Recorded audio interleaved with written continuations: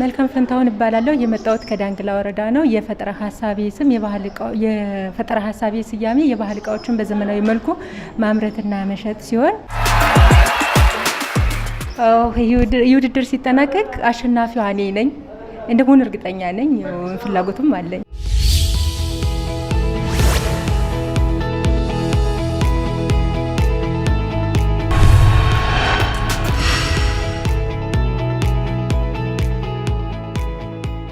የፕሮጀክት መጠሪያ ወይም የፈጠራ ሀሳብ መጠሪያ መክሊት የባህል እቃዎችን በዘመናዊ መንገድ ማምረት ተብሎ ሊጠራ ይችላል።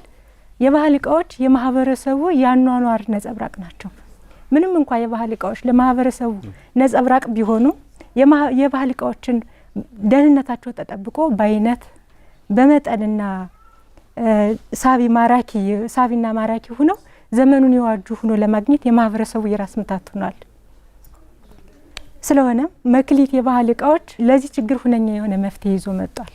አገልግሎት የማይውሉ የተለያየ የዘንባባና የእንሳት የጭፋር የሙዝ እንጨቶችን በመጠቀም ሌላ ደግሞ ክርና መርፌ ለመጀመሪያ ወይ ለመወጠኛ የሚሆኑ የተለያዩ ሰበዞችን በመጠቀም ለማህበረሰቡ ለማገልገል ወስኜ የሚያስፈልጉኝ የበጀት ድጋፍም 346803 ብር የተለያዩ ጥሬ እቃዎችንና የሰራተኛ ደሞዝ ለፍጆታ የሚውሉ ግብዓቶችን ሌላ ለተጠባባቂ የምጠቀምባቸውን ያካተተ ይህን በጀት ይዤ ይህንን ስራ የመረጥኩበት ምክንያት ደግሞ ከዚህ በፊት ልምዱ ስላለኝ በአካባቢው ያለው የባህል እቃዎች ያቅርቦት መጠንና የፈላጊው ምጥን አለመኖር በዛ ወረዳ ብሎም ባጓራባች ወረዳዎች የባህል እቃዎችን የሚሰሩ ሌላ ግለሰብም ሆነ ቡድን ባለመኖሩ ሲሆን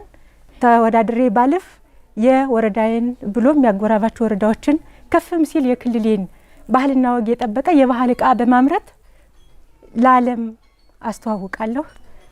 ከዚህ በኋላ ጥራቱን ያልጠበቀ የባህል እቃ አይመረትም። አመሰግናለሁ። ብራቮ። ያንቺ ስራ ነች? አዎ። ቆይ ሰው ያቀብለናል። ከዳንግላ ነው የመጣሽው? አዎ። ዳንግላ የሚገበያዩበት ጥበብና መላ ብሏል ኮሚታተራችን። ሰምተሻል? ጥበብ ምንድን ነው? እቺ እንትን ነው አይደል? ቀሚስ ላይ ያለችው መላ ደግሞ የዚህ ከለር በጣም አሪፍ ነው። ክሩን ከየት ታገኛለሽ? ከተለያዩ ሱቆች። በጣም ያምራል። ቆንጆ ነው። ስለዚህ የተለያዩ ነገሮች ነው የምትሰሪው? አዎ፣ ከወዳደቁ ግን አንድ በጣም ጥሩ ነው ባይዘው አይዲያሽ። ምክንያቱም የጠፉ ጉዳዮችን ሁሉ ወደ መፈለግ እንመጣለን። ያ የድሮ ጸጋችን ያ የድሮ ጌጣችን የነበረውን ነገር ፍለጋ እንጀምራለን። ይሄ ደግሞ ለቱሪዝም መስህብ አንዱ ትልቅ በር የሚከፍት ጉዳይ ነው። ግን አንቺ የምታዘጋጃቸው ማቴሪያሎች እነዚህ ባህላዊ እንትኖች ጌጥ ብቻ ነው የሚሆኑት ወይስ ደግሞ አገልግሎት የሚሰጡ ሁሉ ናቸው? አገልግሎት ይሰጣሉ። እናንተ አካባቢ እድሉ ገጥሞኛ ይቸ ስለማቅ አሽፋት ምናምን የሚባል ነገር አለ። ለምሳሌ በደንብ ውሃን የሚያቀዘቅዙ ለሰው ጤንነት የሚመቹ መጠጫዎች አሉ ነው የማውቀው። እና ከዚያ ጋር የበለጠ ደግሞ ቢያዝ ሀሳብሽ በእርግጠኝነት ገበያ ይኖረዋል ብዬ አስባለሁ። እና በርች በእርግጠኝነት የስራ ሆኖ መሬት ላይ ወርዶ እናገኘዋለን ማለት ነው። አዎ ይሰራውም አለሁ እኮ አሁን በተናጠል ከስራ ሰዓት በትርፍ ሰዓት የማታ ስመለስ እሱን ስራ እሰራለሁ። ምክንያቱም በሴትነት ላይ አካል ጉዳተኝነት ከባድ ነው። ኦፍ ኮርስ ለእግር ጫማ ለሳይክል ጎማ እናወጣለንና ከማንኛውም ሰው በተለየ በቻልነው መጠን ራሳችንን ለኢኮኖሚ ብቁ ማድረግ እንዳለብን ስላመንኩ በሰዓቱ እንትን እላለሁ።